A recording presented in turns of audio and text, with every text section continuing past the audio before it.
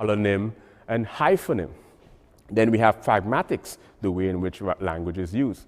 Then you have like psycholinguistics, sociolinguistics, and the philosophical aspect of linguistics. We probably don't have... There's a paradoxical phenomenon that occurs with a musical octave, because an A chord or C chord or D chord.